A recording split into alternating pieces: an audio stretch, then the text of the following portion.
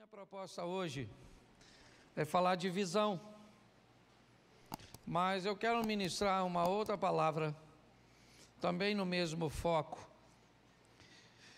E eu preciso que você abra a sua Bíblia, Gênesis 30, 24, e depois nós vamos ler Gênesis 50, verso 26, e depois vamos ler Gênesis 37, 2. Então são 3 textos, ok? Você pode anotar aqui para acompanhar depois.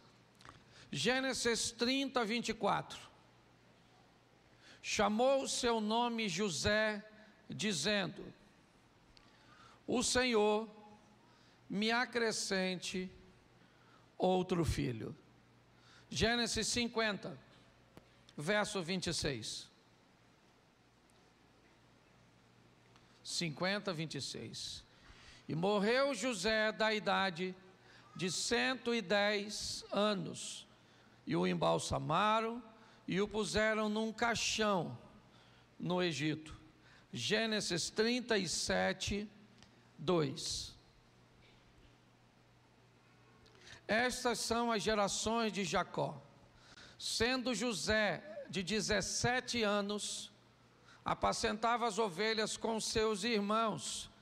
Estava esse jovem com os filhos de Bila e com os filhos de Zilpa, mulheres de seu pai. E José trazia a má fama deles a seu pai. Feche seus olhos. Senhor nosso Deus e Pai, em nome de Jesus, continua falando conosco. Ó Pai, usa-me nesta hora para abençoar a tua noiva, a tua igreja, pelo poder do nome de Jesus. Amém. Glória a Deus. Amém? Bom, eu peguei aqui 3 momentos da vida de José. O primeiro momento, aparentemente muito importante, é verdade, é o momento do seu nascimento. É o momento que ele chega nessa terra. Nada teria acontecido se ele não tivesse chegado. Mas esse é um momento que, na verdade, onde ele não realiza nada, onde a dependência, né, é muito grande, ele é 100% dependente para tudo. Este é o momento da chegada dele. Quando eu mostrei para vocês Gênesis 50, 26, também é um momento onde ele já não desempenha tanta coisa. Ele tem 110 anos de idade. Do mesmo jeito que chegou frágil, está partindo frágil. Do mesmo jeito que chegou sem produzir nada, está indo embora produzindo pouca coisa. Na verdade, aqui, a representação do que no mundo moderno vemos nas lápides dos cemitérios. Apenas 2 datas é o que consta: a data de chegada neste mundo e a data de partida deste mundo. O que separa essas 2 datas é apenas um tracinho. Apesar de ser pequenininho, de não conter tantos números, é nele que está inserida tudo o que fazemos ao longo de toda a vida. Do jeito que chegamos, sem nada, partirmos sem nada. Do jeito que chegamos sozinhos, partimos sozinhos. É assim que a vida funciona. Há um ditado chinês que diz que quando a partida de xadrez termina, se você é um peão ou se você é um rei, você vai para a mesma caixa. Mas a maneira com que José enxergou a vida, a maneira com que ele enxergou as oportunidades, as dores, as coisas boas e ruins que aconteceram ao longo de 0 a 110 anos, fizeram dele um dos maiores homens nas histórias bíblicas. E eu quero mostrar isso rapidinho. A história, da verdade, o agir de José começa com 17 anos de idade. de 0 a 17 anos, nós vamos falar muito pouco sobre ele. Ele é narrado apenas, certo, como sendo o filho de Jacó. Mas 17 anos de idade, a vida de José começa a despontar. Ele é o filho mais novo até então de Jacó. É o filho único de Raquel, que sonhou e lutou tanto para ter um filho. José é alguém que anda na companhia de seus irmãos, os filhos de Bila, os filhos de Zilpa, que também são mulheres de seu pai. É na companhia delas que José, ou dos filhos delas, que José vive o seu cotidiano, o seu dia a dia. E o comportamento desses rapazes, ele se choca com a criação oferecida por Jacó. José conhece e sabe que há um padrão de moralidade que ele e seus irmãos precisam viver. O que define o padrão, ou o que define a moralidade de uma sociedade, é um padrão. Todas as vezes que o padrão é removido, as pessoas não sabem onde precisam se encaixar ou como precisam se comportar. Um dos motivos pelos quais, nós vemos o dilúvio, nós vemos que as pessoas viviam ali fazendo, ou vivendo como queriam. Cada um tinha o seu padrão. E é nesse ambiente que o caos se estabeleceu, a ponto, de Deus dizer: eu vou acabar com tudo isso. Ao contrário de acabar com aquele, ou usando aquele mesmo modelo, o que vemos é um mundo caminhando para o mesmo ambiente do dilúvio, não para ser destruído como ele foi naquela época, mas um ambiente propício para que tudo isso termine com a chegada e com o retorno de Cristo, para buscar a sua igreja. Um ambiente onde cada um faz o que deseja. José é novo, seus irmãos estão oferecendo o padrão, mas é interessante que a ótica de José é diferente da de seus irmãos. Ele é alguém que vive num ambiente onde as pessoas se comportam, oposta ao padrão que receberam, mas José se mantém firme. Ele não se torna um produto do meio, independente, de com quem ele ande, o ambiente que ele frequente. Ele está ali naquele ambiente, mas na verdade aquele ambiente não guia suas condutas, o padrão moral dele, a maneira cuja qual ele resolveu viver, é isso que vai fazer dele um homem brilhante no futuro. Chega um momento que o padrão de José é tão desconfortável para seus irmãos, que os irmãos não toleram mais a presença dele. Não há mais uma maneira pacífica, certo? Eu não sei por que motivo José fala com Jacó, levando informações de um comportamento ruim de seus irmãos. Eu não sei se ele está querendo fazer isso com o propósito de corrigir seus irmãos, e ele sabe que não tem voz ativa, pois ele é o caçula, e talvez esteja bem intencionado em dizer: papai, os meninos não estão se comportando bem, mas os meninos estão satisfeitos do jeito que estão se comportando. Os meninos se acostumaram com aquele estilo de vida. Aliás, eles são tantos praticando a mesma coisa, que parece que eles estão certos e José é que está errado. Quando o volume de pessoas começam a fazer coisas juntos, mesmo que elas estejam erradas, mesmo que elas estejam fora dos padrões, inevitavelmente, aquele que tenta se manter no caminho vai enfrentar sérios problemas. Mas pastor, e se eu quiser viver a minha vida e não fazer como José, eu não denuncio, eu não falo, eu fico quietinho, não interessa. Qualquer pessoa que viva um padrão moral, mesmo que seja calada, ela passa uma mensagem para o imoral. É possível viver na moralidade. Qualquer pessoa que consiga viver um padrão correto, ele passa uma mensagem para o incorreto. E aprenda uma coisa: a conduta fala mais do que a palavra. É melhor você dizer que é santo e não ser santo, do que não dizer que é santo e mostrar para os outros que é santo. Porque a sua conduta, ela ofende.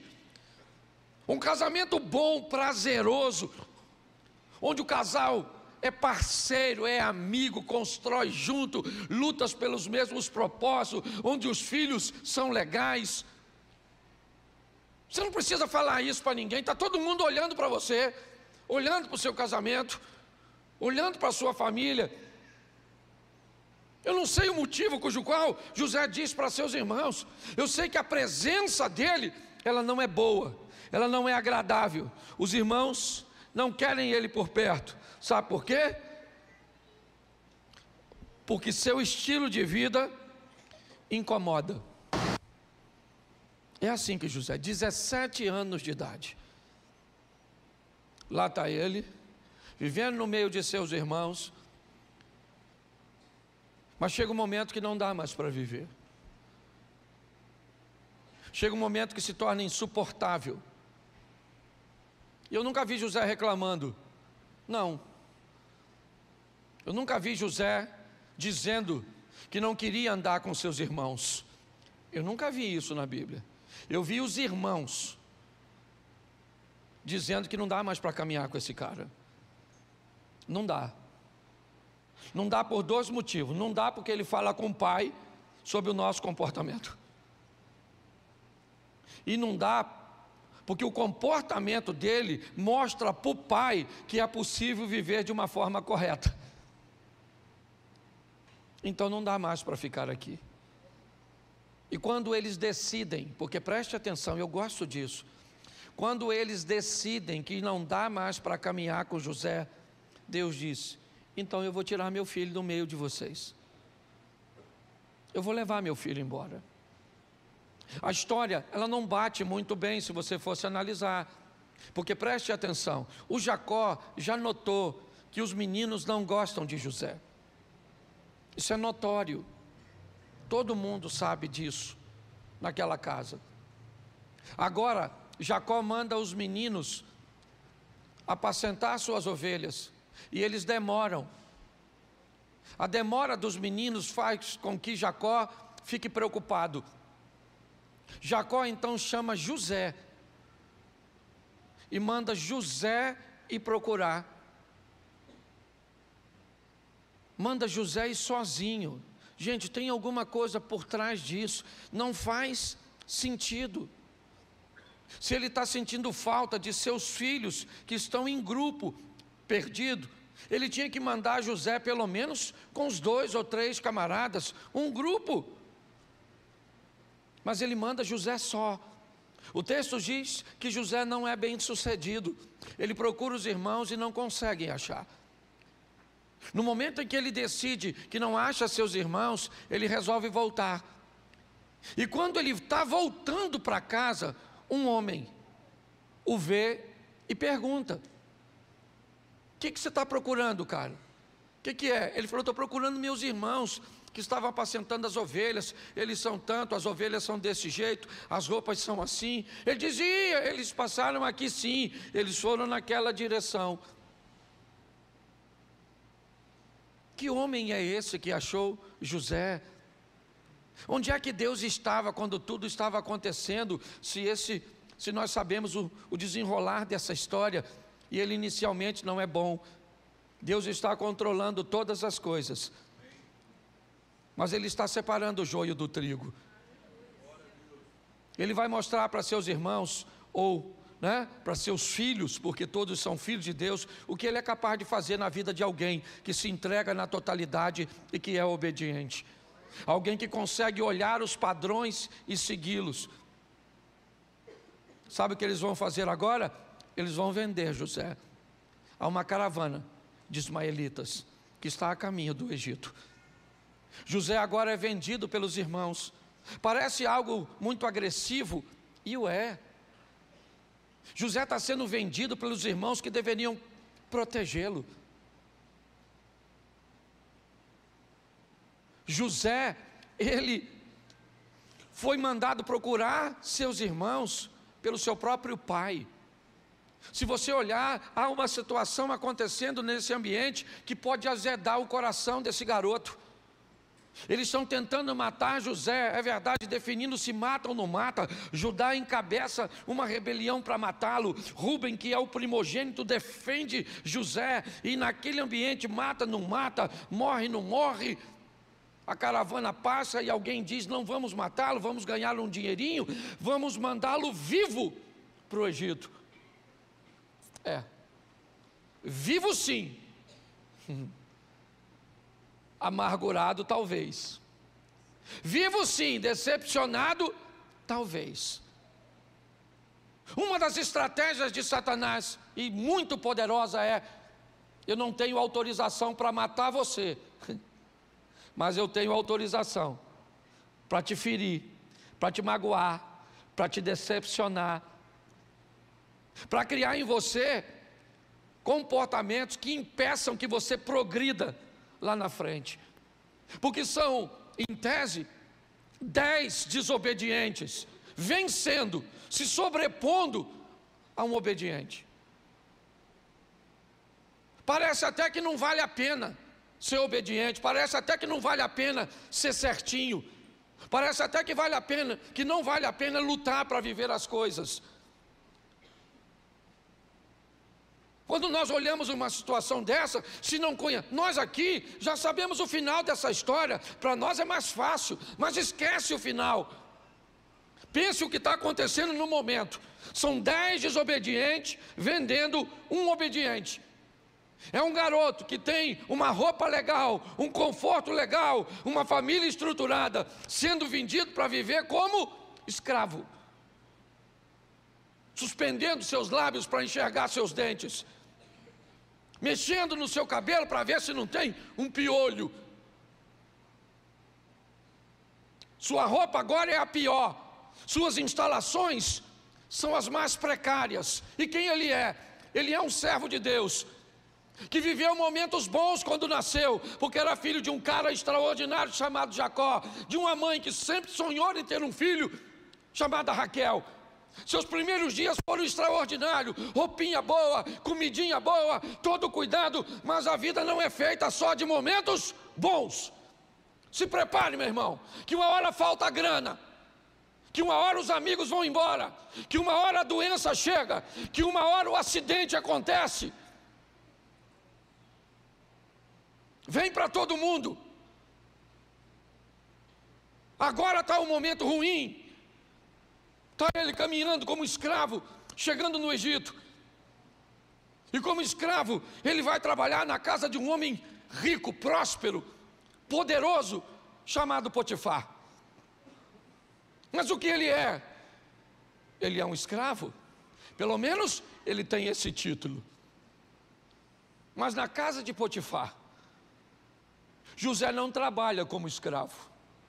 A mente dele não é de escravo. A visão dele não é de escravo. Me parece que José está trabalhando para Potifar como se Potifar fosse seu pai. Está trabalhando para Potifar como se Potifar fosse seu Deus.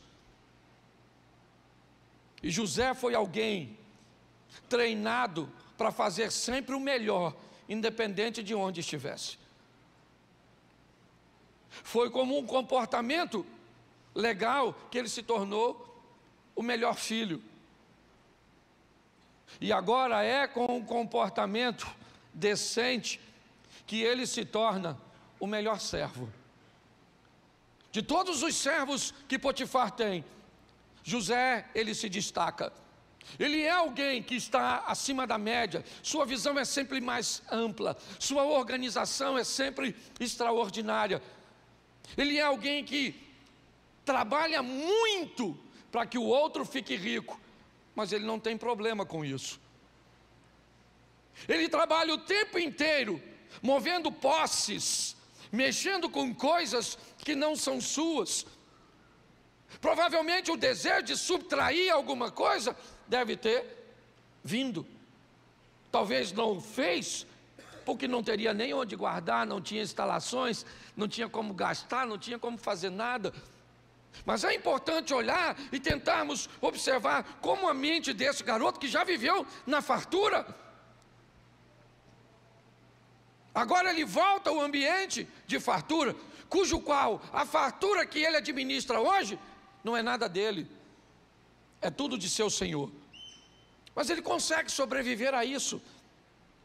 Tem etapas da nossa vida, gente, que parece que a gente vive para que o outro cresça, faz para que o outro seja visto. É assim que funciona. Parece que a nossa recompensa é quase nada diante daquilo que nós estamos fazendo. Você já se sentiu assim no seu casamento? Fazendo quase tudo e seu cônjuge não fazendo nada? Já sentiu assim com seus filhos? Investindo tudo nele e parece que não tem retorno de nada? Já se sentiu assim na sua empresa? Já se sentiu assim na sua igreja? Onde tudo que você faz parece que é canalizado para os outros. Quanto mais você faz, mais o outro aparece e mais você se torna insignificante. Você é capaz de sobreviver a isso? Se for, no final Deus tem bênção para você. Se não for, você vai morrer no percurso. Porque a vida é assim. Você olha hoje para mim aqui, você nunca me viu, né? Carregando banco nas costas, todo domingo de manhã. 15, 20 bancos, atravessando a rua, sozinho. Acabava a escola bíblica dominical, sabe o que acontecia? Todo mundo rapava fora. Ria, gostava, nossa, pastorzão. Na época eu era presbítero. Você é um cara maneiro, nossa, a gente gosta demais. Deus abençoe. E os bancos ficavam. Sabe quem botava o banco nas costas? O irmãozinho aqui. Sabe quem via? Ninguém. Era assim, a turma está aí, lembra? Era assim. Tem época da sua vida que é desse jeito. Ninguém te vê, você sobe na cadeira. Você vem bem vestida, parece que você sumiu. Você é a mulher invisível. Você está na pista querendo arrumar um adversário. Dá uma ajeitada na carcaça, bota na vitrine. Parece que você é a mulher do Celton Mello, a mulher invisível. Tem época que você pega seu currículo que tem tanta coisa e ninguém vê nada. Parece que você é formado em letras apagadas, ciências ocultas. Já se sentiu assim? Tem época da vida que é desse jeito. O cara está lá vivendo na casa do cara, trabalhando, e o outro enrique. Isso aí, dinheiro, rolando as coisas e só crescendo. E quem é que fica rico? O Potifar. Eu sei que é difícil. Você vem aqui, se mata, você ensina, você canta, você toca, você faz isso, chega aqui primeiro que eu, vai embora depois que eu, atende gente no gabinete, ajuda as pessoas, faz isso, socorre o fulano ali, o outro ali ora, expulsa os demônios, certo? Um demônio que eu nem conheço e ele expulsou, certo? O outro ali ajuda, organiza, o outro ensina, o outro faz isso. Rapaz, fui na igreja do pastor Cláudio. Nossa, mas que igreja boa. Oh, louvado seja Deus, deixa eu, porque eu já sofri pra caramba. Na minha vez, só de provar um cadiquinho, você está chateado porque alguém está me elogiando? Tem época na vida que é desse jeito. Você faz. E José venceu, não pegou nada. Certo? Aí vem o próximo teste. A mulher do cara, maluco. O texto diz que o cara era eunuco, castrado. Não sei se literalmente castrado. Também sou obrigado a saber a fofoca inteira, certo? Isso a gente chega no céu e pergunta. Mas eu acho maneiro porque ele é eunuco, mas tinha mulher. E aí não é difícil entender por que a mulher dele está de olho num garoto, o Zé. Que se você olhar a história dos homens de Israel, pensa numa história de homem bonito. É porque esse assunto não me interessa, mas se você quiser estudar, fica à vontade, olha a verdade. Eu não me meto nesse negócio não, certo? Mas só tinha uns camaradas bonitão. certo? Uns caras mesmo. E aí a mulher do cara, a mulher do Potifar, ficou de olho no Zé. Eu imagino ela cruzando com o Zé.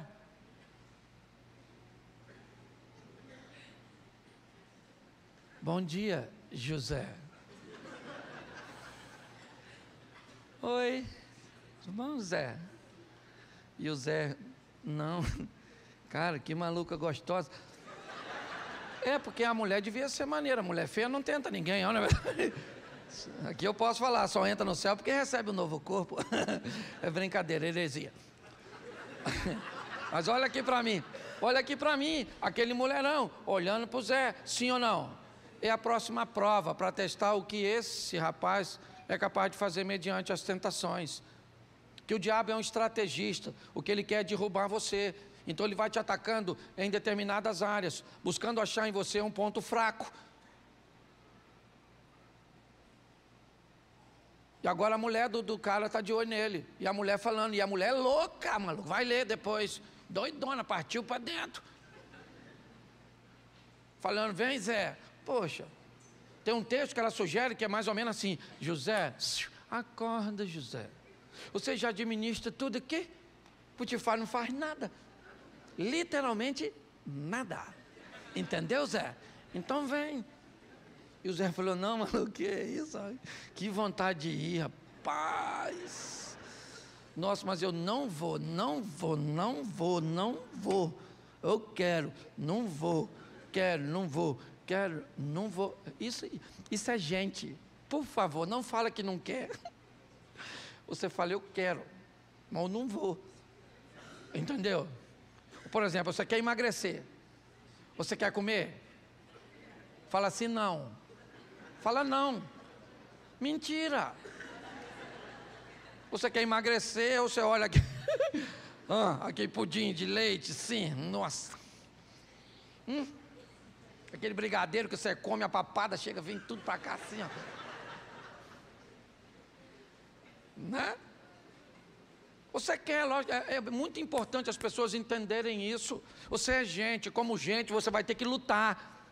Lutar ao lado de Deus, porque sozinho você perde. A mulher está dando mole pro Zé. Agarrou o Zé! Eu fico pensando assim, aquele mulherão gostoso, garrando, falando, maluca, pelo amor de Deus, bicho, solta. Ou não solta. Eu nem sei o que eu falaria. Minha mulher não está aqui, eu estou falando a verdade, né? Ninguém mandou ela embora. Ela estava só no primeiro culto. E eu sei que o nego vai falar para ela. Aí amanhã eu vou falar, não, estava brincando, querido, nossa. Pegava nada, não estou pegando nem você, vou pegar a mulher do Potifar. Então escute aqui, olhe para mim. Eu quero que você entenda como esse cara enxerga a vida. Porque ele não é nenhum super-homem. Ele é alguém que foi capaz de sobreviver aos exemplos negativos.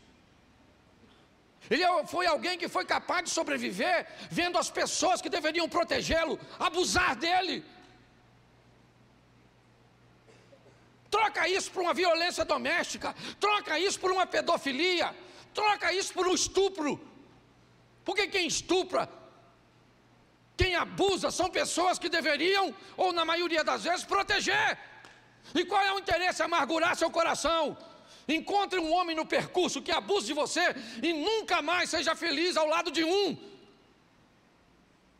Assista um homem bater na sua mãe. O propósito do maligno é esse. A vida é desse jeito. E nós precisamos sobreviver a isso. E agora ele está nesse ambiente. Só que esse ambiente não é mais para ele. A hora que ele passar no teste, a vida vai levá-lo para o próximo nível. Pare de reclamar e passe logo. Você está entendendo? Porque Deus vai te levar para a próxima fase da sua vida. E você vai viver o extraordinário de Deus. Ele pegou a mulher, sim ou não? Não pegou. Mas a mulher louca se sentiu rejeitada. Um dia ela agarrou o Zé, sozinho, se testemunha. Me pega, Zé. O Zé, não. E o Zé saiu correndo, deixou a capa para trás e ela ficou gritando: tarado do Egito, tarado, tarado, maníaco. E quem é que chegou? O Potifar. Aí o Potifar chegou e falou: o que está acontecendo? O que se passa? Ela falou: o quê? Eu vou falar para você. Esse tarado do Zé tentou me violar. Eu, uma mulher decente. Olha, eu te garanto que se Potifar tivesse a certeza que José fez isso, José estava prendendo o Zé, mano. Sabe o que me encanta no Zé? É que o José, ele poderia chamar o Potifar. Falei: ô Potifar, cheguei. Pô, maluco, tomo conta das suas coisas um tempão. Nunca mexi em nada, não vou mexer nessa dona. É gostosa, mas é sua. Pô, cara, não peguei não, cara. Aliás, é ela que está me dando mole. Não peguei porque ele não quis. Ele podia falar isso, sim ou não? Mas morria. Porque você tem que saber que nem toda verdade pode ser dita. Porque você pode pensar que é valente, mas tu é tolo. Valentia e tolice anda muito perto. Entendeu, querido?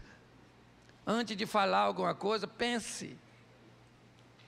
O Zé ficou quietinho. Sabe para onde foi? Para a prisão. Imagina ele chegando lá. Aí, ó, mais um, humilhante. E o que é que o José falou? Que todo mundo que chega na cadeia fala: sou inocente. Sou uma conspiração contra mim. Alguém falou: aqui todo mundo é inocente, mano. Na verdade, a prisão é um ambiente de um engano generalizado. Bandidos somos nós que estamos soltos. Eu vi esse dia o cara reclamando, o bandido, Zé, estava reclamando, porque que fazendo greve lá, manifestação, porque não tem encontro íntimo. Quer ter encontro íntimo, não vai ser preso. Aliás, eu nem sei, porque eu que não sou preso. É uma luta. O cara está com mais direito que eu. Vou fazer manifestação aí na rua também. E você pensa, você está rindo de mim ou de você? Então volta aqui. Pensa. Chegou lá, falou que é inocente. Mas inocente ou não, ele está preso, sim ou não? Mas na prisão, a prisão não muda a ótica do cara. José é José na casa dele, José é José na cisterna, José é José na casa do Potifar, e ele é José na prisão. Um cara que vive ao lado de Deus, e onde ele está, Deus está com ele, pronto. Está na casa dele, vai prosperar. Está na cisterna, não morre. Está na casa do Potifar, o cara prospera. Está na prisão, o cara prospera. Tudo bem, ele era. Prosperar na prisão, era o quê? Líder do Comando Vermelho do Egito. Hã? Lá está José, na prisão. Olha, quando um amigo dele vai sair da prisão, pelo menos ele achava que era amigo, um copeiro, ele fala para o copeiro: pô, cara, fala lá para o faraó quando você for servir, que eu não agarrei a mulher não, maluco. É engano, manda rever o processo, porque aí eu vou ser solto. Só que o texto diz que o cara esquece do José, porque o José tinha um tempo para cumprir na prisão. E o tempo que José tinha que cumprir na prisão não tinha a ver com o crime que ele cometeu, porque ele não cometeu crime nenhum. Mas tem algo que vai acontecer no Egito. Tem algo que vai acontecer no Egito, que vai tirar um cara que entrou pela porta dos fundos do Egito e vai dar a ele condições de sair pela porta da frente. José é tirado da prisão para interpretar o sonho do faraó.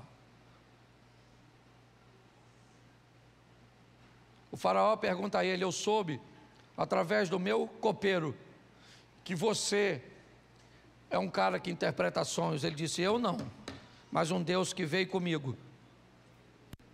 Ele sabe de todas as coisas. olha lá.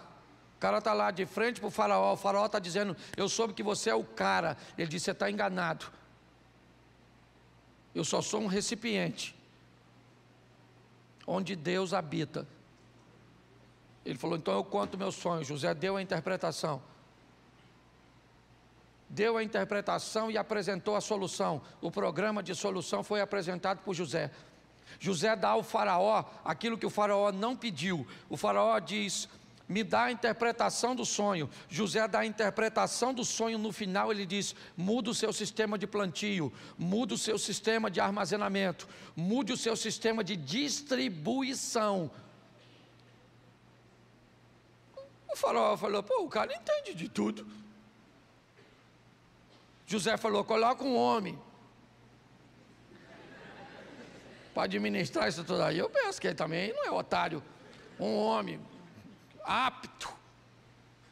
O faraó falou, é tu. Ele falou, é eu mesmo, é isso aí.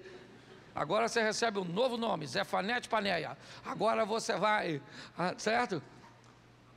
Uma nova casa, uma casa maneira. Deu uma mulher para ele. Dele.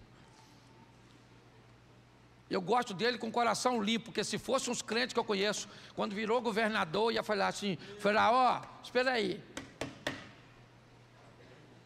Vou na casa do Potifar. Eu mando nele agora, naquela maluca, que me botou na prisão, então deixa comigo. Chama o Potifar aí. Fala que é Zefanete Paneia. Governador do Egito. É isso aí, querido. Sair da prisão para governar. Pensa. E aí chega o Potifar e a mulher dele. E o Zé fala, ai maluco, fala agora que eu peguei ela. Não, fala você, dona, fala agora. Se eu te peguei, não peguei porque não quis. E você cala a boca, chifrudo. Fica quieto. Não, porque eu fico com raiva, eu fico pensando nisso. Porque tem gente que adora uma vingança. Tem gente que adora voltar lá, porque eu tenho que ir lá, porque eu vou pisotear, porque eu vou fazer o quê? Porque eu sou menina dos olhos de Deus, você vai ver. Quem me viu passar na prova e não me ajudou? Você é crente ou feiticeiro? Faz voodoo, pega um bonequinho e enfia na pessoa. O cara não, ele foi viver a vida dele. Ganhou uma mulher, foi viajar, comprou as terras, as paradas, tudo. O tempo passou, quem é que veio fazer? Comprinha no supermercado do Egito. Os irmãozinhos dele, uma sacolinha, carinha de foinha, tudo igualzinho. E quem é que está lá? Bonitão, pintadão, assim, ó. Pensa. Pensa assim, aquela... Eu fico imaginando, tem hora que eu fico lendo a Bíblia, eu fico imaginando. O Zé assim, eu sendo o Zé, que eu gosto de entrar no personagem. Aí eu fico pensando, e eu lá, eu ia estar assim, eles fazendo compra, eu ia falar, lá Senhor. Galinha de casa não se corre atrás, Senhor. Olha os irmãos. Eu gosto do José, porque quando ele viu os irmãos, sabe o que ele lembrou? Tudo que os irmãos fez com ele. Quando eles chegaram, pensa num cara que estava nervoso. O Zé acusou logo de espionagem. Vocês são espião? Não somos. Cala essa boca. Zefanete Paneia. Entendeu? CIA, FBI, é tudo comigo. KGB. Prende esses miseráveis. Prendeu porque ele estava com raiva. Sim ou não? Porque gente fica com raiva, não fica não? Fica não? Tem hora que você tem raiva do seu marido? Tem hora que você olha para seu filho e pensa, por que eu não comi isso quando estava pequenininho no ninho? Você olha para sua esposa e diz, Senhor, onde o senhor estava? Por que me desamparaste? Você já teve a sensação assim? Você é gente, por favor, gente tem que ter vontade. Às vezes você está no trânsito assim, ó. O que tem livre? Um encostamento. Sangue de Jesus tem poder, Senhor. Livrinho, olha. Acho que eu vou. Não vou pedir para você levantar a mão, não. Você é gente. Entendeu? Então você é gente. O José, ele era gente, então ele sentiu. Ele mandou prender os irmãos, sabia disso? Só que 3 dias depois calmou. Nossa, tá com a cabeça quente, né? Manda soltar os meninos aí, espião nada. Tudo meus parentes. Soltaram os meninos, depois ele fala aquelas coisas lá. Se você não conhece, vai ler, porque as pistas numa história maneira. A história do Zé. Aí ele manda trazer os irmãos, traz aqui, traz não sei o quê, e ficou com Benjamim, e aquela coisa toda, e bota o negócio ali. Você não leu a Bíblia, mas você viu a novela. Que eu sei que você viu. É uma maneira boa de ler a Bíblia, não é? Ver a novela. Então é para mim. Eu sei até que eu estou falando, você fala aí, eu sei disso aí que ele está falando. Eu viu nada, você viu a novela, rapaz? Vai ler a Bíblia. Olha que maneiro. Aí, quando José resolve ficar com Benjamim, é um momento mágico para mim. Judá, o cara que liderou a rebelião para matar José, sabe o que ele diz para José? Sem saber que era José? Nós já temos um irmão que é morto, o Zé, falecido. Deus o tenha. Se esse menino fica, papai morre. Faz o seguinte, ô Zefanete Pané, fica comigo. Judá se oferece para ficar como escravo, como prisioneiro, no lugar de Benjamim. Quando José viu isso, José filho se arrependeu de...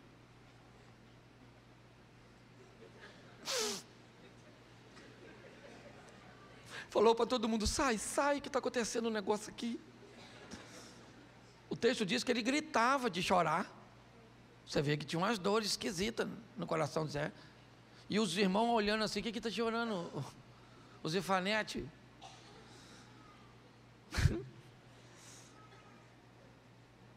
Aí ele perguntou, vocês lembram de mim? Aí os irmãos falaram, lembrar, claro. O senhor é o governador. Ele falou, não, eu sou o Zé. Tirou aquela indumentária igual o Rei Júlia no Madagascar. Lembra? Eu sou eu. Gente, eu me divirto lendo a Bíblia. Você que veio aqui a primeira vez, pode voltar depois. Não é sempre que eu prego, não. É que hoje eu não tomei o remédio. Aí eu tomei bagunçado, né, Lezé? De vez em quando tem uns caras bons aqui, o Isa, tá aí a turma aí que prega. Mas escute só. Os caras falaram, o Zé? Ele falou, o Zé. Aquele Zé que você falou assim, vão matar, vão vender, vão matar, vão vender.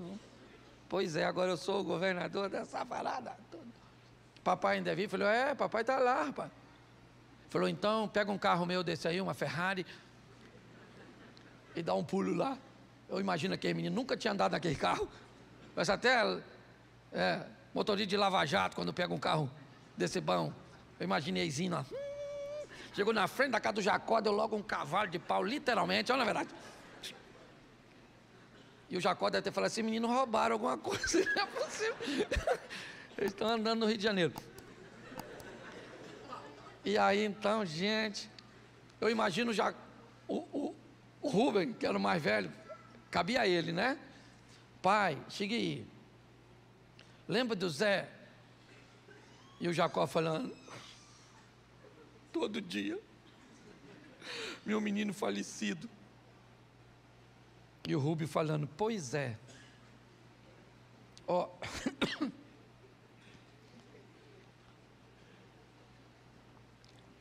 O Zé não morreu não.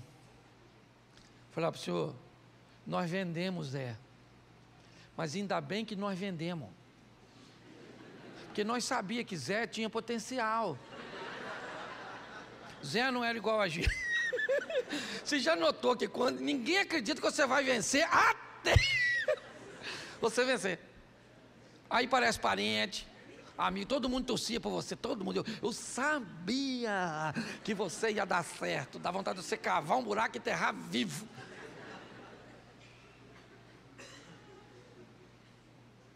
Os irmãos falaram, agora nós estamos lascados. José falou, nada, querido. Vocês não me venderam. Olha que coisa fantástica. Vocês não me venderam. Deus me mandou na frente para a conservação da alma, para vocês não morrer. Deixa eu falar uma coisa, Deus está no controle da sua vida. Eu não sei se hoje você está na cisterna, se você está na casa do seu pai. Eu não sei se você está na casa do Potifar, que é legal, ou você está na prisão que é ruim. Eu não sei se hoje você está com raiva. Eu não sei. Eu só sei de uma coisa: não desista, vá até o final. Porque no final você vai ver como Deus recompensa aqueles que vivem segundo os seus padrões. É só isso. A vida é dura para quem é mole. Então vamos embora, vamos viver. Aprendendo. Tem dia que vai ser bom, sim ou não? Tem dia que é ruim. Tem época do seu casamento que... Mas tem época do seu casamento que você fala: meu Deus do céu, pessoa certa que eu casei. E esse menino, isso é um Einstein, um menino inteligente, bonito igual o pai. Nossa, essa sogra, isso é um presente de Deus, isso. Chegou numa vassoura e agora tem asa. Não é verdade? E você vai acreditando que Deus tem o melhor para você. Você pode ficar de pé? Hoje quem veio visitar não volta nunca mais. Eu estou com medo de quem já está aqui ir embora. Feche seus olhos. Deixa eu orar por você só por uma coisa. No seu percurso aí, aconteceu alguma coisa que azedou seu coração? Eu não quero saber o que é. Quem tinha que te proteger, quem tinha que te ajudar. Você sofreu uma humilhação, uma perda, uma dor, um abuso, uma traição. Eu não sei, uma humilhação. Pode ter sido pelo seu pastor, pelo seu chefe, pelo seu pai, pelo seu avô, pelo seu cônjuge. Eu só queria que você saísse daqui como José, limpo, para continuar vivendo.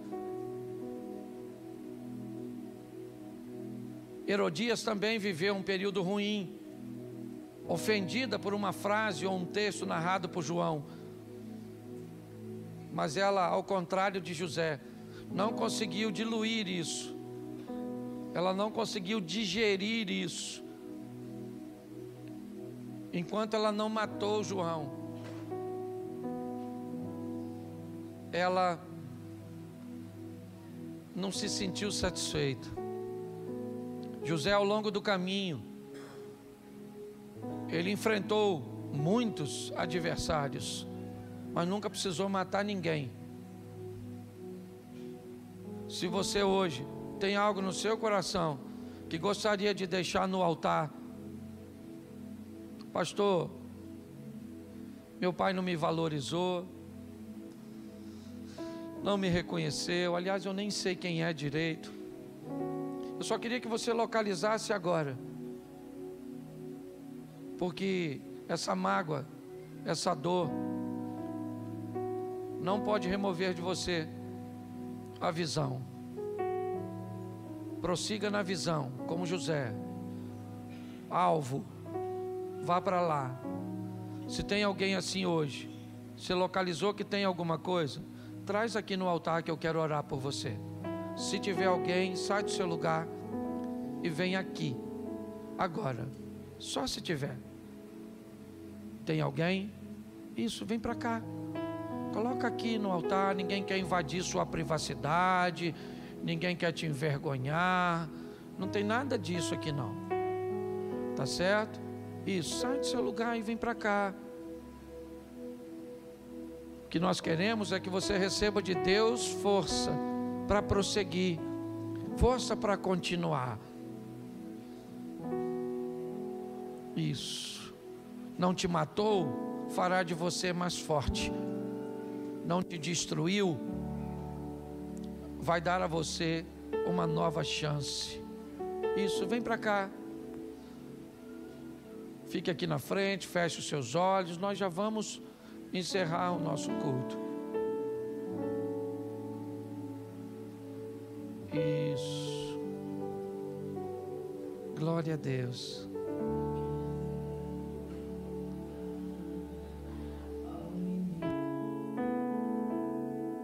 Ainda dá tempo para você.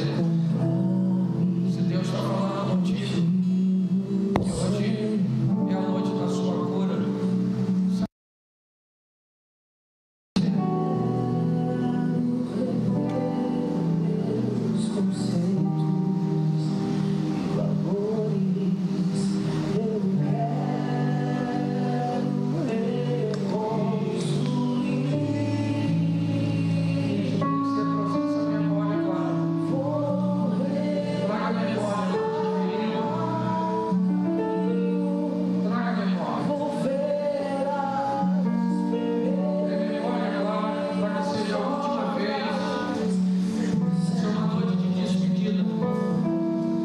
vai se despedir do fato, mas vai se despedir da dor, da humilhação, da vergonha, aquilo que você nunca teve coragem de contar para ninguém, ou aliás, compartilhou com poucos.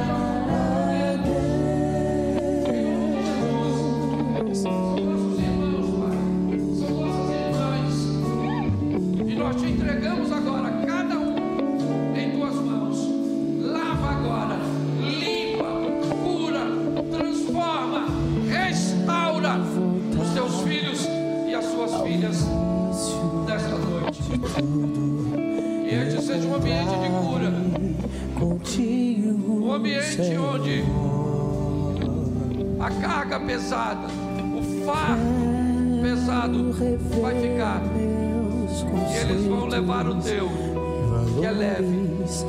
Te damos graças por essas vidas, te entregamos a todos. Nos dê uma semana de bênção, uma semana de vitória. Vamos continuar como José, prosseguindo, vivendo o dia bom, vencendo o dia mau, mas prosseguindo de mãos dadas com o Senhor. Que o grande amor de Deus, nosso Pai, a graça de nosso Senhor e Salvador Jesus Cristo e as doces consolações do Santo Espírito de Deus seja para com todo o povo do Senhor, e todos digam: eu tenho uma palavra guardada no meu coração, e eu confesso a vocês que eu estava meio apreensivo de falar dela novamente. Mas eu tenho aprendido que essa questão da repetição, assim como vimos na palavra da oferta, ela é altamente didática. E eu preciso que você abra a sua Bíblia no Evangelho de Lucas, no capítulo de número 5.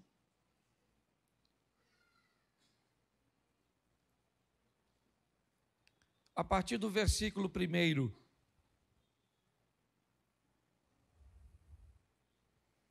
Lucas capítulo 5, verso 1. E aconteceu que, apertando a multidão para ouvir a palavra de Deus, estava ele junto ao lago de Genezaré.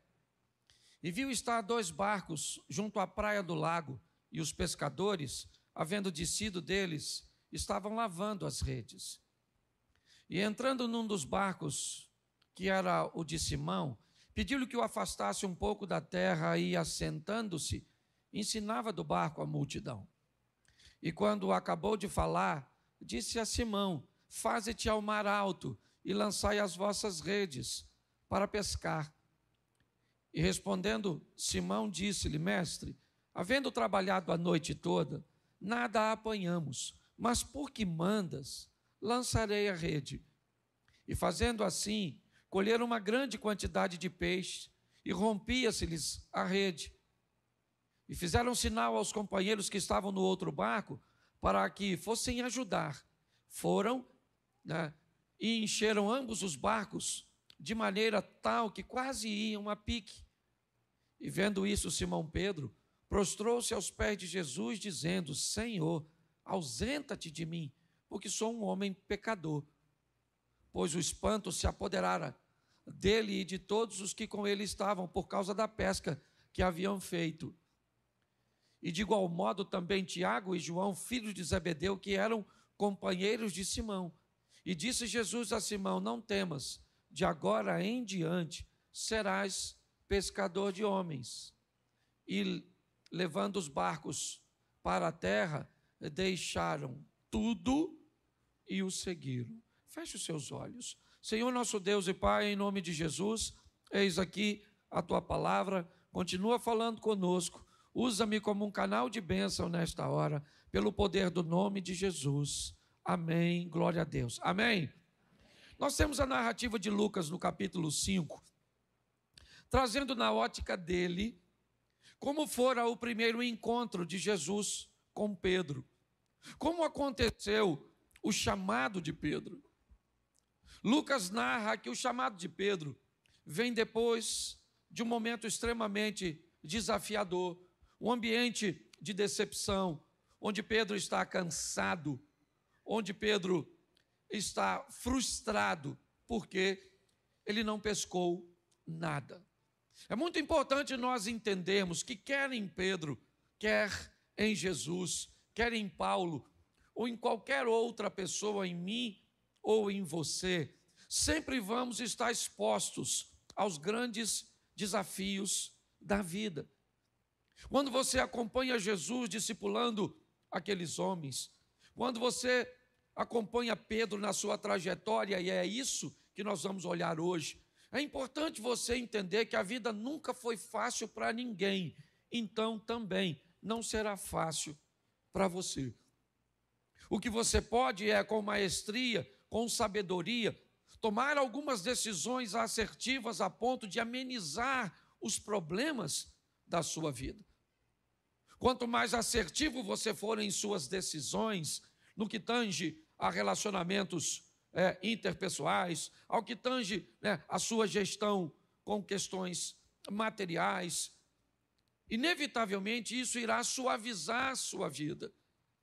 Ok? Pessoas que aprendem a administrar a sua vida de uma forma assertiva, inevitavelmente são pessoas que sofrem menos.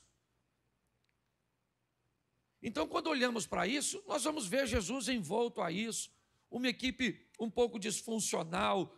Nós temos Tiago e João querendo sentar em lugares privilegiados, Pedro reclamando do acontecido, Jesus fazendo uma terapia de grupo. Ele é incompreendido por alguns na ótica de Judas, que esperava um revolucionário, certo? Tem dificuldade de lidar com André em alguns momentos, com Filipe. Sempre foi um grande desafio. Mas também para aqueles que resolveram viver com Jesus, o desafio não era diferente. E aqui eu gosto da trajetória de Lucas, porque Lucas narra algumas coisas muito particulares que aconteceram com Pedro. E o texto que eu expus para vocês aqui fala do ambiente profissional de Pedro.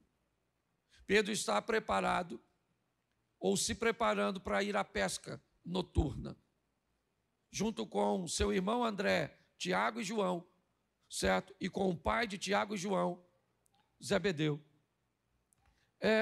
Eles têm uma pequena cooperativa de pesca. Eles sobrevivem daquilo. Pedro não é aquele que sai à noite para pescar por hobby. Ele não é aquela pessoa que, se o resultado não for bom, ele tem uma outra fonte de renda.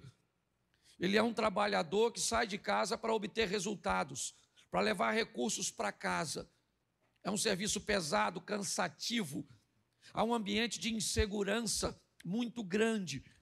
Ele precisa lidar com uma série de variáveis e de fatores, como o vento, como, certo, não vou dizer maré, porque eles estão num lago, mas há uma série, a temperatura da água, uma série de fatores que poderia fazer dele alguém bem-sucedido.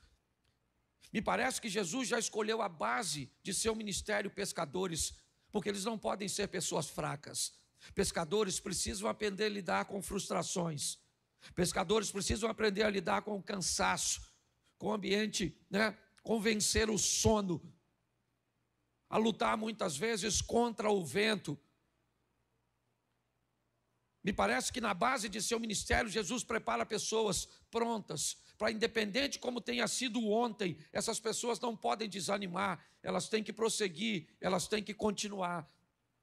Pedro está vivenciando este momento, provavelmente trocando seu barco de lugar, avaliando aquele mar com a ótica de sua expertise, de suas experiências anteriores. Para você ter noção, um pescador, certo, profissional, ele é tão hábil que ele pode perder uma rede no mar e saber onde a rede está. Eu não sei se você já pescou com alguém assim, Elzinho, que às vezes a rede solta e você olha para o mar, é tudo igual, você não tem um ponto de referência. Mas a habilidade é tão grande que ele consegue muitas vezes passar uma garateia, certo? Colocar alguma coisa para recuperar essa rede. Quando nós olhamos a habilidade de Pedro, ele é habilidoso. Ele vai pescar a noite toda, mas aquele dia ele não pesca nada. O dia está amanhecendo e ao olhar para o fundo de seu barco, o que Pedro vê é um vazio. Não tem grana, não tem dinheiro, não tem recursos. E é assim que ele vai voltar para a praia. Tudo bem, um pescador sabe que um dia é do pescador e o outro dia é do peixe. Ele sabe que não dá para ganhar todas, não dá para vencer todas. Ele precisa estar pronto para entender que em algumas adversidades e batalhas nós vamos perder. Mas nós não vamos perder a guerra. Essa é a grande verdade. Mas batalhas nós precisamos estar preparados para lidar com frustrações, com perdas, com danos, com traições, com perseguições, com adversidades. Essa caminhada cristã não é feita para gente mole, pelo menos no que tange a vida. No que tange a salvação, o que nós precisamos é crer em Cristo. Mas é muito mais do que ser salvo. Antes de ir para lá, nós temos uma vida para apresentar aqui nesta terra. Pedro está vivendo isso. E o que ele olha é o dia amanhecendo, o sol, o tão desejado sol, para a maioria, certo? Daqueles que esperam amanhecer para trabalhar, é a resposta de que aquela noite foi frustrante para Pedro. Ele não pegou nada, nada. O que ele tem é cansaço. Volta para a praia com seus amigos. Eles estão provavelmente em 2 embarcações. Com barcos vazios, Pedro olha agora para a sua rede. E o que tem na rede é exatamente o que ele não gostaria que tivesse: trabalho. Apesar de não pegar nada, a sua rede voltou suja. As algas, as sujeiras estão na rede. Ele não pode deixar e guardar a rede suja daquele jeito. A umidade, inevitavelmente, ela vai danificar as malhas da rede. O ontem foi ruim e o que ele deixou? Resíduos desagradáveis. Mas se eu não tirar esses resíduos do ontem, a Bíblia diz que todo dia traz consigo o seu mal. O resíduo de ontem se acumula com o de hoje que um de amanhã, e já você está pessimista, negativista, olhando para a vida com uma perspectiva de fracasso e achando que não há sucesso para você. Eu não sei como foi seu ontem, mas Deus manda te dizer, se ele foi bom ou ruim, ele passou. Se ele foi bom o suficiente, ele não foi bom o suficiente para te dar condições de viver dele o resto da vida. Se ele for ruim, ele não foi ruim e danoso o suficiente para matar você. Ele passou. Bom ou ruim, se você ganhava muito dinheiro ou não ganhava nada, se você tinha muita saúde ou estava doente, não interessa como foi seu ontem. Hoje de manhã eu falei sobre o passado como um dos fundamentos aqui para os casais. Mas Pedro é alguém que consegue olhar para as suas redes e dizer: eu estou cansado, mas eu vou lavar. Eu estou cansado, mas eu vou limpar. Eu vou tirar. Por isso que depois de um dia exaustivo, é importantíssimo lavar suas redes.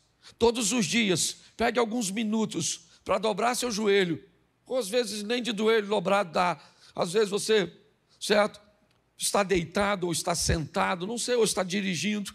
Mas tire uns momentos para falar com Deus sobre as suas redes, sobre as malhas de suas emoções, sobre aquelas coisas que você gostaria que fosse diferente, mas não foram. Pedro está lavando sua rede. Ele vai para casa dormir. É isso que ele quer descansar. Por quê? Porque à noite ele vai pescar de novo. Mas ele não pegou nada, pastor. Não é a primeira vez de Pedro.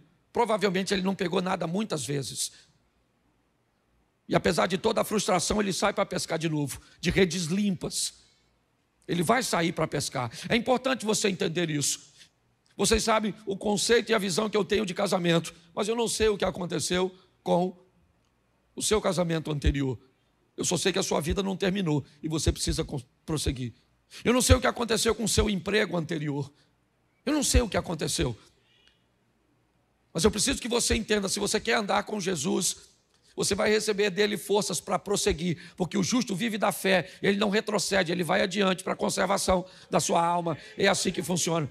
Por pior que tenha sido ontem, levanta a cabeça, lava essas redes e vamos embora pescar de novo. Eu sei que é terrível para mim falar isso, mas não deu certo, casa de novo.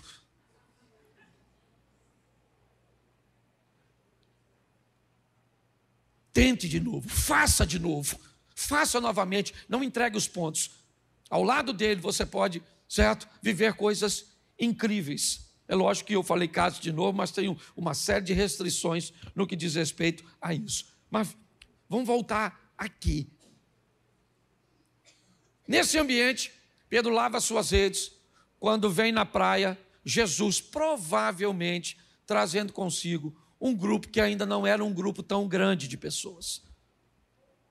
Vem ele envolto numa multidão, a multidão já o apertava para querer ouvi-lo, e Pedro está terminando de lavar suas redes, jogando no barco, e ele vai para casa comer alguma coisa, provavelmente, e vai dormir para pescar de novo. Jesus vem andando na praia e entra no barco do Pedro. O texto não diz que ele pediu para entrar, ele entrou e falou: bota seu barco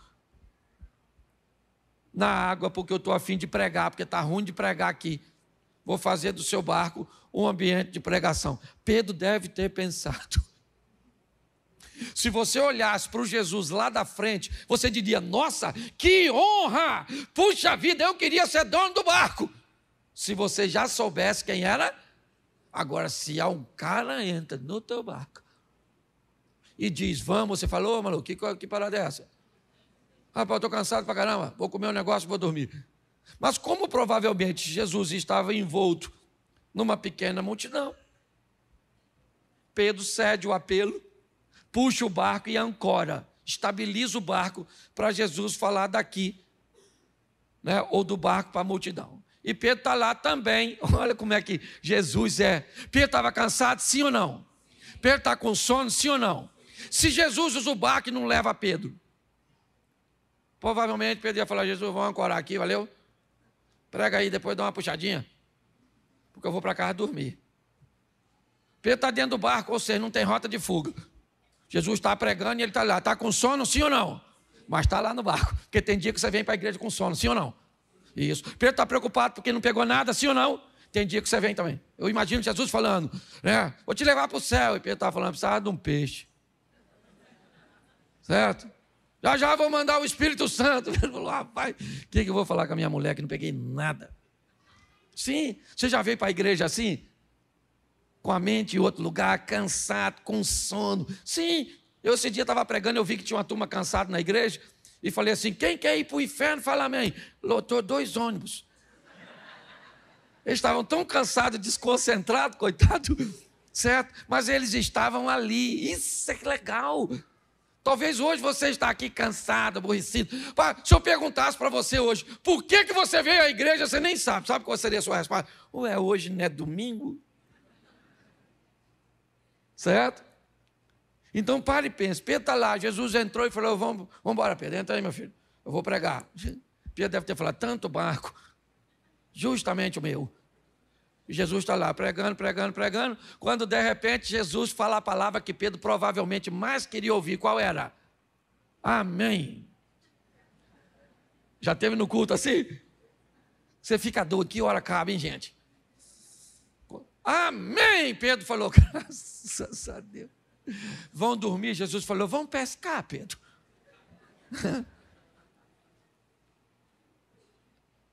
Pedro falou: pescar. Nossa, fiz isso a noite toda. Peguei nada. Se de noite não peguei, de dia não vou pegar. Aliás, ele deve estar me chamando porque é carpinteiro. O pescador aqui sou eu. Aí Pedro falou: ó, falar a verdade para o senhor, deixa eu abrir meu coração que nós estamos nos conhecendo agora. Pesquei a noite toda, ô mestre. Tá? Não peguei nada. Dá uma olhada aí para ver se tem algum peixinho. E pior que não pegar nada, gente, é ver o outro barco chegar cheio de peixe. Eu não sei se tinha. Mas pior que não ter resultado é ver os outros tendo. Eu falo isso sempre, não sei você, eu falo de mim. Não sei como é que vocês lidam com isso, mas me dá uma frustração, eu não falo. Você tem inveja? Não, né? Pois é. Eu queria não ter, mas eu tenho. Você compara o seu número com o dos outros? Não compara.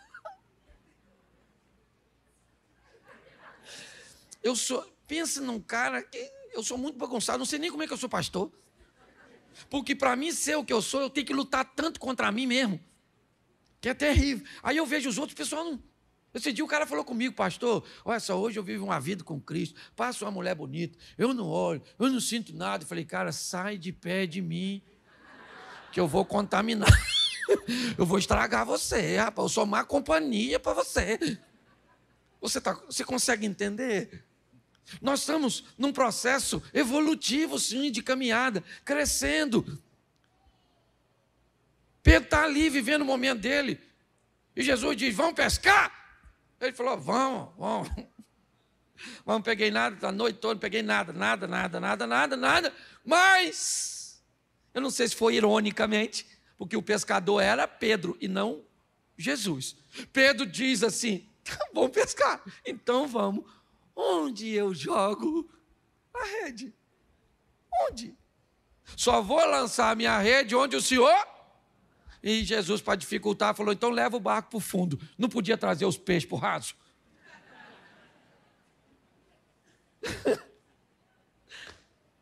Leva o barco para o fundo. Lá vai, Pedro, vamos embora, quer ver?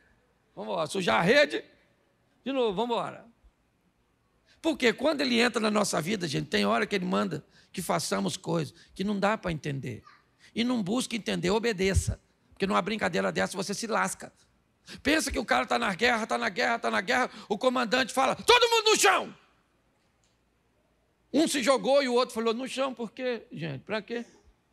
Morreu. Tem ambiente que você não tem que parar para pensar, porque você obedece primeiro e vê depois.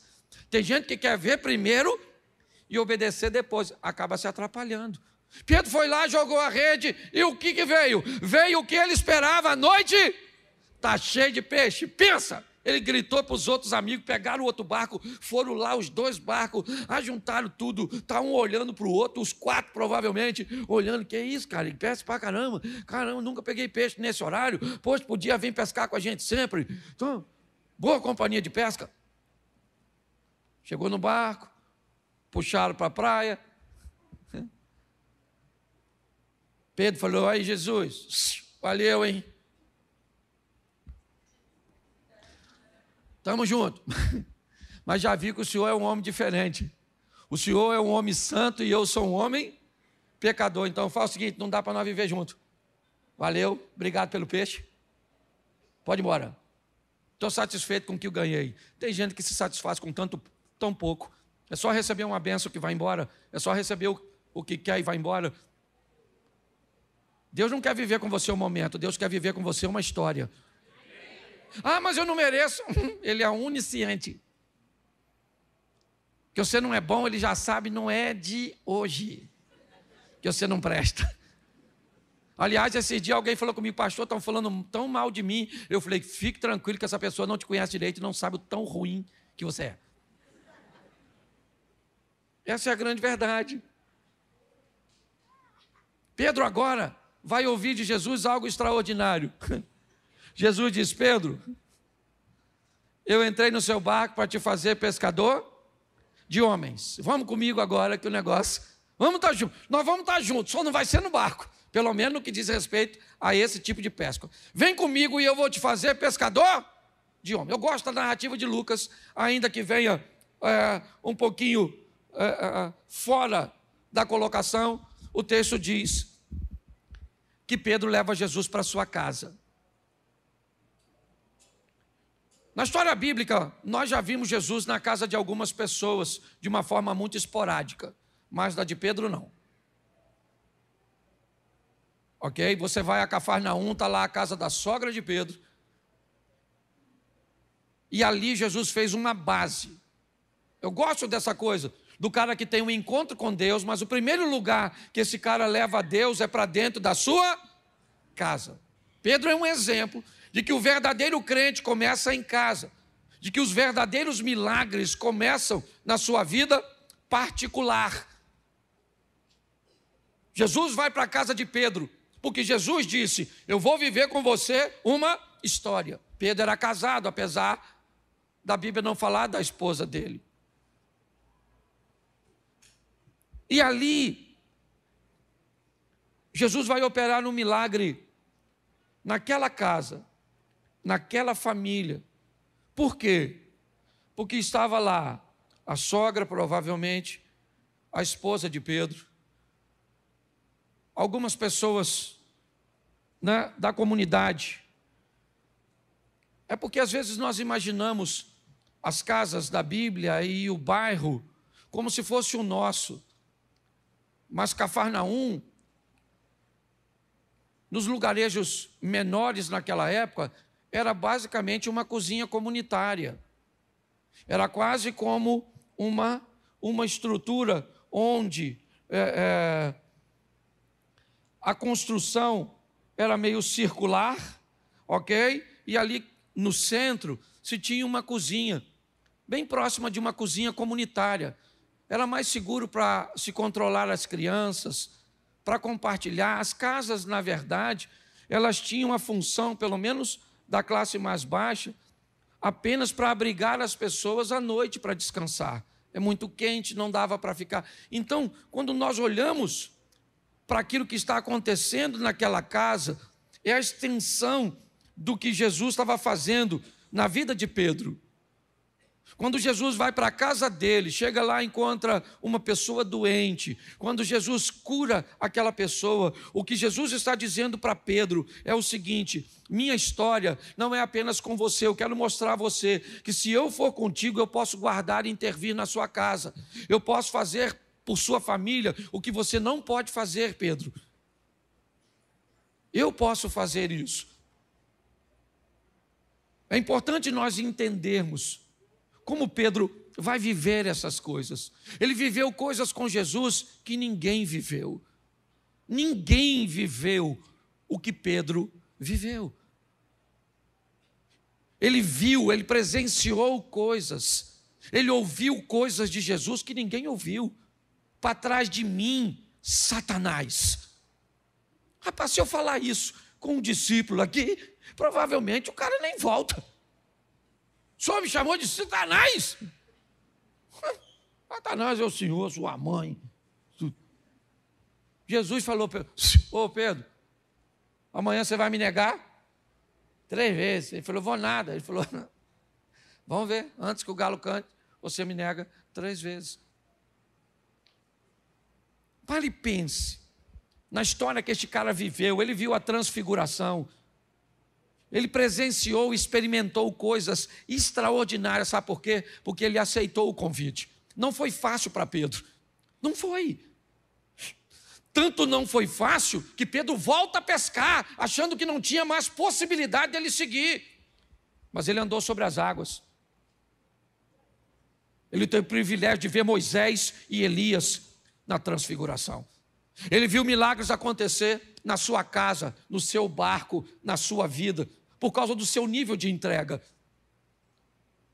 O grande desafio desse ambiente que nós estamos vendo são pessoas que não estão preparadas para as adversidades, para os problemas, para as crises, para as palavras que não são agradáveis, pelas versões que falam a nosso respeito.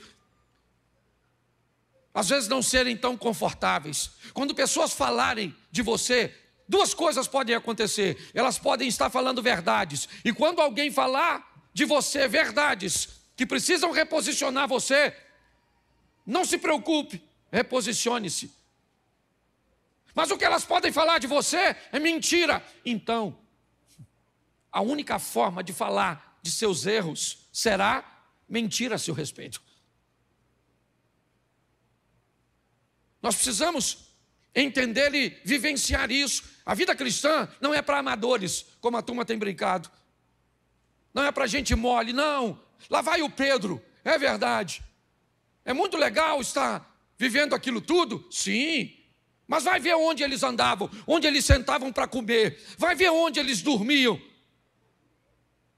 Vai ver se eles eram bem recebidos em todos os lares. Vai ver quando Jesus entrava num ambiente que Pedro ficava de fora, o que é que as pessoas vinham conversar com ele? Mestre, tem demônio, isso é comilão, isso anda com pecador, isso não é gente boa, isso é um charlatão. Isso, você acha que é só você que hoje ouve falar da igreja, ou mal da igreja, ou mal de Jesus? Não. Pessoas que vão andar com ele sempre tiveram que sobreviver a tudo isso.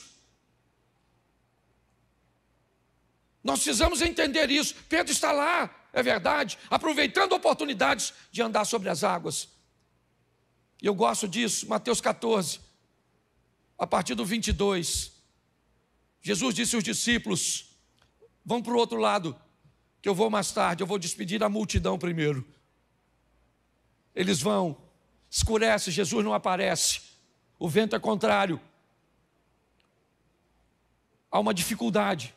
Preste atenção, Marcos capítulo 4, a partir do verso 35, Jesus repreende o vento e o mar, o que indica que ele tem autoridade sobre vento e mar. Mateus 14, 22, ele manda os discípulos atravessarem o mar e o vento era contrário. Aquele que manda eles irem, não avisa o vento, que é para cooperar, porque Jesus não está querendo cooperação para aqueles discípulos. Jesus está dificultando para eles, porque está forjando eles, porque está preparando eles. Você sabe por que seu casamento enfrenta crise? Não é para você se divorciar, é para você se tornar um homem melhor, uma mulher melhor. Sabe por que você precisa enfrentar adversidades financeiras e muitas vezes passar um período com poucos recursos? Que é para você aprender que a mão do Senhor é a seu favor. E você precisa aprender a gerenciar as coisas. Mas não, todas as vezes que a oposição vem, nós achamos que ela vai nos destruir. Jesus está forjando os seus discípulos, está lá, todos eles, 3 horas da manhã, tudo escuro, envoltos, molhados, preocupados. Quando de repente aparece, andando sobre as águas, ele. As pessoas gritam, é um fantasma, tem alguém andando sobre as águas, isso é um absurdo. E Jesus disse: calma, gente, sou eu. Calma, sou eu. Estava lá Pedro, Tiago, João, André, Filipe, certo, Bartolomeu, estava lá Judas Iscariotes. Estavam lá todos os discípulos, todos estão vendo um vulto andando sobre as águas, e esse vulto que está sobre as águas, ele está dizendo uma coisa: eu sou Jesus. Ele dizia o quê? Repita para mim, o que é que o vulto dizia? Eu sou Jesus. Está lá para todo mundo, o culto hoje está para todo mundo. Jesus está aqui para todo mundo, o Espírito Santo está para todo mundo, a palavra está para todo mundo, o louvor está para todo mundo, a apresentação do bebê foi para todo mundo. Mas que oportunidade é essa que todos podem receber? Naquele ambiente onde todos estão vendo a mesma coisa, Pedro disse: Senhor, se é o Senhor, eu quero andar em cima da água, eu quero andar sobre as águas. Eu quero andar sobre as águas. Jesus disse: se você quer andar sobre as águas, então saia do barco e ande sobre as águas. Não vai dar para você andar sobre as águas dentro do barco. Pedro vai lá fora para viver o que ninguém está vivendo. Pedro vai lá fora para provar o que ninguém está provando. Pedro vai lá fora para ter a experiência que ninguém está tendo. Sabe qual é o grande problema, irmãos? É que nós queremos experiências de pessoas que fazem coisas que nós não fazemos. Nós queremos viver coisas extraordinárias, mas nós não fazemos nada de extraordinário. Nós queremos viver o incrível, provar o sensacional, gostamos das experiências dos outros, mas sequer imaginamos o que pessoas fazem para viver tais experiências. O que nós sabemos é que somos frágeis e que há alguma vantagem nessa pessoa que nós ainda não descobrimos, por isso que ela vive coisa que nós não vivemos. Não é assim que funciona. Estamos aqui e a oportunidade é para todos. Deus não tem filhos preferidos. Mas pessoas saem daqui para tomar decisões. diferente das outras. E decisões, elas geram, né, movimentos e reações a nosso favor ou contra nós. Pedro sai e anda sobre as águas, e 11 discípulos ficam olhando o Pedro andando sobre as águas. Porque Jesus gostava mais de Pedro? Não. Porque Jesus preferia Pedro? Não. Porque Pedro foi o primeiro papa? Não. Porque Pedro não tem a ver com o que Pedro era para Jesus. Tinha a ver o que Pedro era capaz de fazer por aquele momento. Nós precisamos olhar nossa vida numa perspectiva mais ampla. Pedro disse, eu quero andar sobre as águas. Não tinha nada para fazer lá fora. Só tinha a experiência de voltar dali com um milagre. Poder dizer para todos, eu estava de noite num ambiente, eu já tinha vivido com ele uma pesca extraordinária. Eu já tinha vivido com ele um milagre na minha casa. Mas ele me mostrou que no meio de tantos discípulos, alguns podem viver coisas muito particulares, simplesmente porque são capazes de fazer coisas que outros não fazem. Se posicionar como outros não se posicionam. Pedro saiu do barco e andou sobre as águas, sim.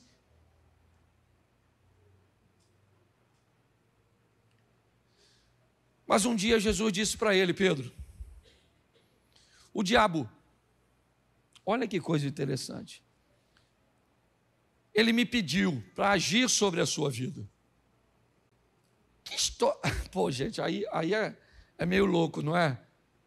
Então quer dizer que o diabo precisa da autorização de Deus para mexer na nossa vida?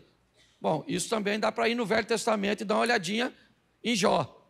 Tendo visto o meu servo Jó, íntegro, fiel, que me teme, que se desvia do mal, o que o diabo disse para Deus? Mas também, tudo que ele tem o Senhor protege. Antes da Bíblia dizer que Deus protegia tudo o que era de Jó, a Bíblia diz que Jó vivia uma vida íntegra. Aí eu pergunto a você, quem é que protegia a vida, a casa e os bens de Jó? Deus ou Jó? Jó. Era ele. Para o diabo agir na sua vida, você tem que autorizar. Você autoriza. É você que fecha a porta. Você viu a palavra de oferta? É você que fecha a porta ou abre a porta. É você que fecha a porta ou abre a porta da sua casa. É você que fecha ou abre a porta de suas emoções. É você que faz isso. A grande questão, gente, é que nós estamos aguardando um Deus que nos transforma. E a Bíblia não diz isso. Não diz. A Bíblia não diz que Deus vai te transformar. A Bíblia diz, transformai-vos. Jacó vira Israel? Sim. Quem transformou Jacó em Israel? Jacó. Quando ele diz, eu não quero mais isso para a minha vida. Eu não quero, chega, eu não vou te deixar antes de você me abençoar. Que benção o cara quer? O cara é rico, cheio de filhos, o cara é próspero, esse é Jacó. Mas ele diz, mas eu quero ser mais do que isso. E o anjo diz, como é que é seu nome? Ele diz, o meu nome é Jacó. Ele diz, então a partir de hoje, seu nome não é mais Jacó, seu nome é Israel. Quem transformou Jacó em Israel? Foi o próprio Jacó, quando ele decidiu que a vida de Jacó não cabia mais nele.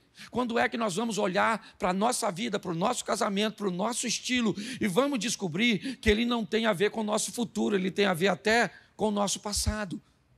Mas chegou a hora de mudarmos de fase, de mudarmos de vida. Pedro vai viver isso, é isso que ele experimenta. Mas um dia, Jesus explica a ele como as coisas são.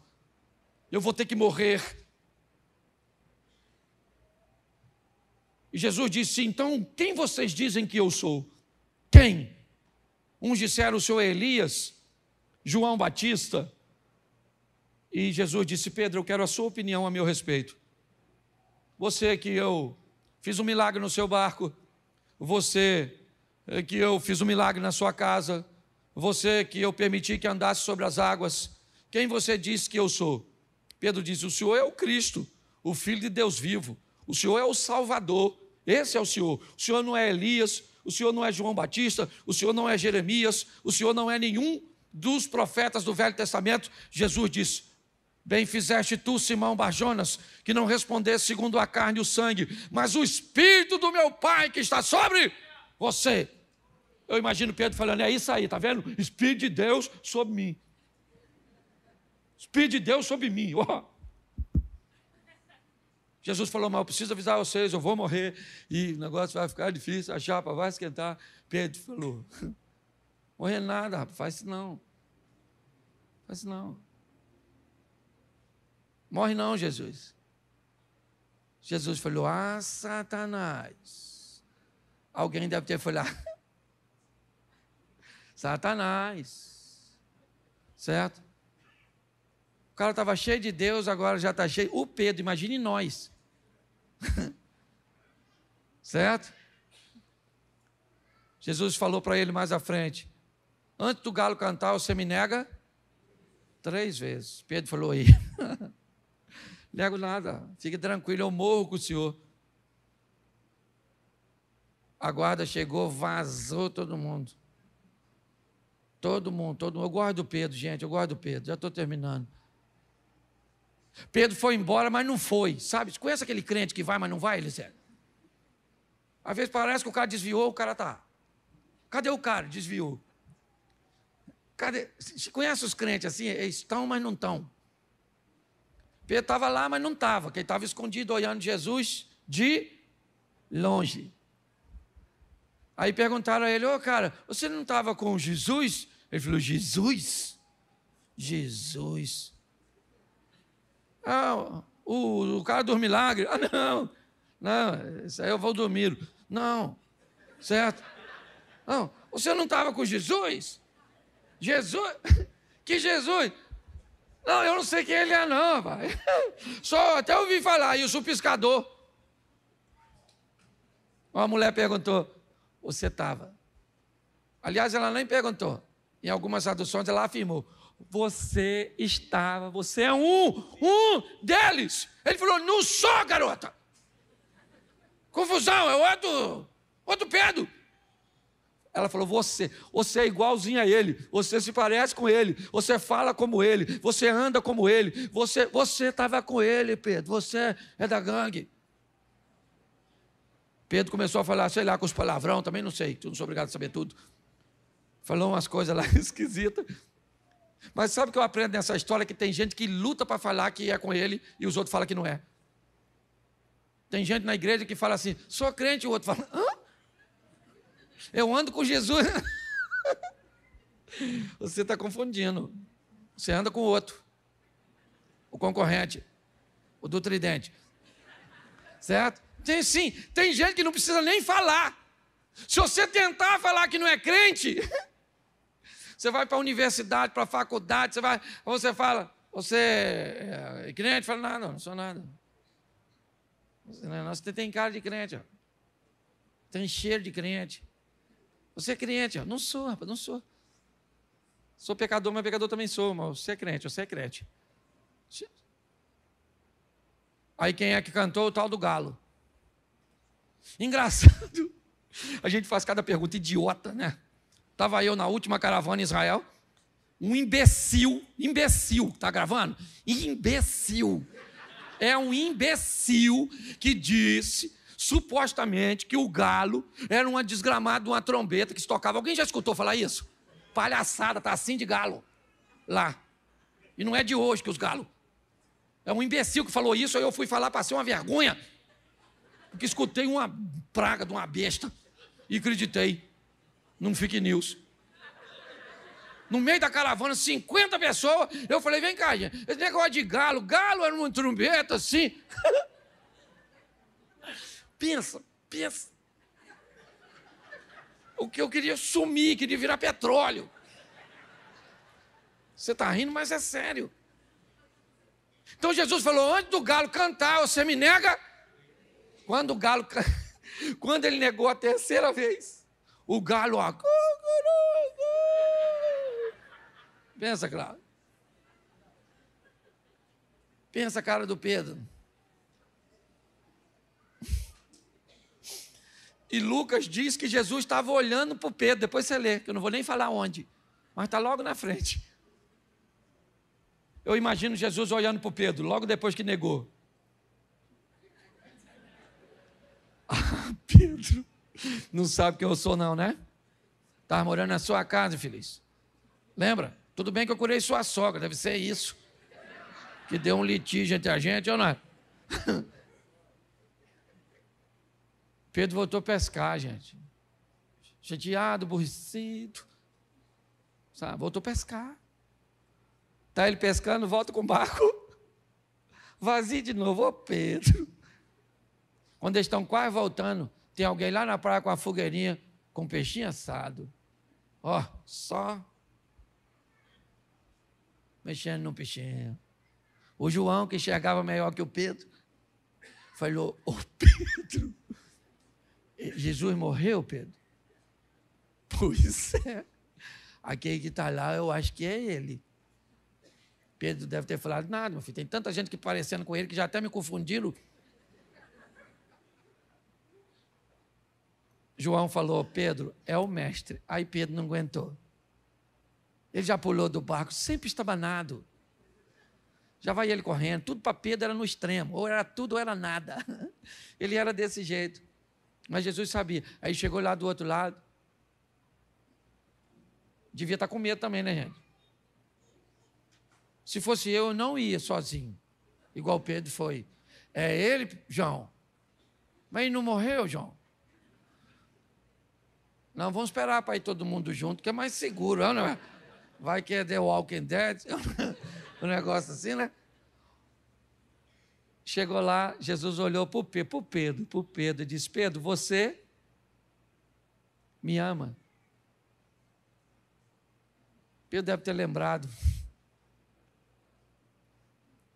Deve ter pensado: amar eu amo, mas tem hora que é difícil. Jesus falou: então apacenta as minhas ovelhas, Pedro. Jesus pergunta de novo: Pedro, você me ama? Se usou 3 verbos diferentes, eu não vou entrar em questões disso, porque para mim não precisa. Pelo que eu estou entendendo, uma coisa era muito forte no interior de Pedro, as 3 vezes que ele negou. Então Jesus tinha que trazer o 3 novamente para tratar. E 3 vezes ele pergunta: você me ama, Pedro? E Pedro diz: o senhor sabe, mas não é fácil. E Jesus devia estar dizendo para ele que é fácil, eu não sei. Ou o que é fácil, certo? Eu sei que não é fácil. Mas eu sei que vai valer a pena, Pedro. Apacenta as minhas ovelhas. Evangelho nunca foi para pessoa fraca. Não. Morar no céu é a coisa mais fácil que tem. Para morar no céu eu preciso só do visto, do passaporte para entrar. E Ele é Cristo. Mas para viver na terra enquanto não vamos para o céu, aí temos que aprender a ser gente, amigos, vamos precisar ser irmãos, filhos, pais, sogras, cunhados, vamos precisar ser colaboradores, patrões, chefes, vamos precisar vencer a nós mesmos para virarmos gente.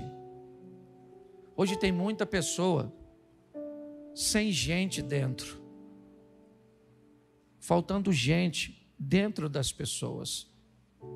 Vamos sair daqui para entendermos que o Evangelho precisa ser pregado, e muito mais do que pregado com palavras, vivido. E como Pedro, como o pescador, que venceu suas decepções, que ultrapassou as barreiras, que caiu, que levantou, que ouviu coisas boas, que ouviu coisas ruins, que em momento compreendeu o que ninguém compreendia, que no momento da prisão tentou matar o soldado. Essa foi a vida dele. Só que, como eu digo sempre aqui, O Pedro já passou. O Paulo já passou a história do Davi, do Salomão, do Abraão, do Jó. Agora é o Cláudio, o Osias, o Eliezer, a Adriana, a Poliana. Agora é o Washington. Agora é o Pedro, é o Paulo. Agora é a nossa vez. E o Evangelho precisa continuar sendo pregado. Mas ele continua sendo para gente forte. Mesmo assentado, eu quero que você curve a sua cabeça. Feche seus olhos. Eu quero orar com você. Pai, em nome de Jesus. Às vezes queremos viver e sentir coisas extraordinárias. Queremos um relacionamento inicial com profundidade. Entramos, ó Deus, e sem entendimento, sem comunhão, sem nenhum desenvolvimento relacional, queremos sentir, ver, ouvir, ter prognósticos do futuro. Às vezes assim somos, ó Deus, e não entendemos que o relacionamento precede os sinais, que precisamos, independente do ontem, da frustração, dos questionamentos, dos pecados, independente do que as pessoas pensam e acham e falam a nosso respeito. E diga-se de passagem, ó Deus, às vezes elas têm razão do que falam a nosso respeito. Talvez não tem moral para nos julgar, para nos condenar, mas não falam mentiras a nosso respeito, quando dizem quem somos e o que fazemos. Mas o Senhor sempre soube disso, e mesmo assim sempre nos amou, nos entendeu e nos deu oportunidades. Abrimos hoje, ó Deus, o nosso barco e falamos para o Senhor: pode entrar, porque nós vamos com o Senhor para uma nova vida. Ajuda-nos, ó Deus, pois carregamos o Teu nome, carregamos a Tua imagem. É a responsabilidade de sermos vistos como alguém que Te representa. Move o coração das pessoas que querem andar contigo, mas se portarem de forma indecente, postando coisas que sujam o nome delas, de suas famílias, de sua igreja, e pior, Senhor, sujam o Teu nome, mantendo relacionamentos que Te envergonham, ó Deus, porque querem viver uma vida dupla. Por isso que a Tua palavra diz que os pés de uma pessoa não têm condições de estarem em 2 barcos ao mesmo tempo. Leva-nos aos nossos lares, ó Deus, para mais uma semana que começa hoje, de luta, é verdade, de requerimento de postura, de posicionamentos, de desafios, mas de glória, da manifestação do Teu poder. Abençoa a nossa casa, abençoa a nossa família, o nosso casamento, abençoa os nossos filhos, pois não criamos filhos para Te envergonhar, ó Deus, para envergonhar o Teu reino e para perdê-los para o mal. Que o nosso casamento seja uma referência no que diz respeito à resiliência, não à perfeição, ó Deus. Que a nossa vida financeira seja ajustada de forma que não devamos nada a ninguém, ó Pai, e que todos os nossos compromissos sejam saudados. Te entregamos, ó Deus, a nossa vida profissional, a nossa saúde, ó Deus, mas mais do que tudo, a nossa caminhada de fé. Continua conosco, Senhor, porque vamos em frente, mesmo com barcos vazios, vamos lavar as redes e pescar de novo.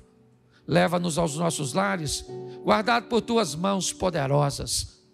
Que o grande amor de Deus, nosso Pai, a graça de nosso Senhor e Salvador Jesus Cristo e as doces consolações do Santo Espírito de Deus seja para com todo o povo do Senhor, e todos digam...